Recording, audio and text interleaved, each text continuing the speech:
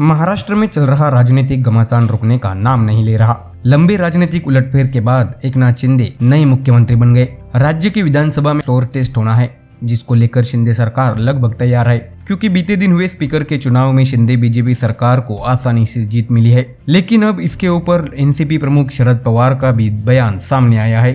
शरद पवार ने दावा करते हुए कहा कि शिंदे सरकार 5-6 महीने ही चल पाएगी। उन्होंने अपने विधायकों को गाइड करते हुए कहा कि ये सरकार 5 से 6 महीने चलेगी, इसलिए मध्यवर्ती चुनाव के लिए तैयार रहे। दरअसल शरद पवार ने बड़ा बयान देते हुए कहा कि महाराष्ट्र में मध्यवर्ती चुनाव होने की पूरी संभावना है। शिवसेना के बागी नेता एकनाथ शिंदे के नेतृत्व वाली सरकार 5 से 6 महीने में गिर जाएगी।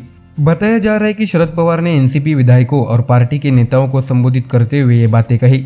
जानकारी के मुताबिक शरद पवार ने अपने विधायकों को अहम सलाह दी है। उनके संबोधन में शामिल एक नेता ने बताया कि महाराष्ट्र में नवगठित सरकार अगले 5 से 6 महीने में गिर सकती है, जिसके लिए हम सभी विधायकों और नेताओं को मध्यवर्ती चुनाव के लिए तैयार रहने को कहा है। नेता ने आगे बताया कि पवार ने ये भी कहा कि शिंदे का समर्थन कर रहे कई बागी विधायक मौजूदा स्थिति से खुश नहीं हैं।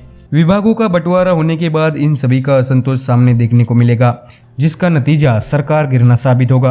पवार ने संबोधन में आगे कहा कि ये पूरी संभावना है कि इस सब के बाद कई बागी विधायक अपनी मूल पार्टी में वापस आ जाए। उन्होंने कहा कि पार्टी अध्यक्ष ने विधायकों को अपने अपने विधानसभा क्षेत्रों में ज्यादा वक्त बिताने को कहा है। दरअसल बात की जाए तो एकनाथ शिंदे को विधानसभा के स्पीकर ने शिवसेना विधायक दल के नेता की मान्यता दे दी है। इतना ही नहीं, शिवसेना के चीफ व्हिप सुनील प्रभु को पद से हटाकर भरत गोगावले को चीफ व्हिप बना दिया गया है। वहीं उद्धव ठाकरे वाली शिवसेना ने 39 बागी विधायकों को पार्टी से बर्खास्त करने की मांग की है। विधानसभा अध्यक्ष के लिए हुए चुनाव में राहुल नार्वेकर को कुल 164 यानी जीत के लिए जरूरी 144 वोट से 20 वोट ज्यादा मिले हैं, जबकि विपक्ष के उम्मीदवार राजन सलवी को कुल 107 वोट मिले और राहुल नार्वेकर ने अपनी प्रतिद्वंदी को 47 वोटों से बड़े अंतर से हरा दिया। शिंदे सरकार अपनी पहली परीक्षा में महाविकास आघाड़ी को जबरदस्त पटकनी दी है।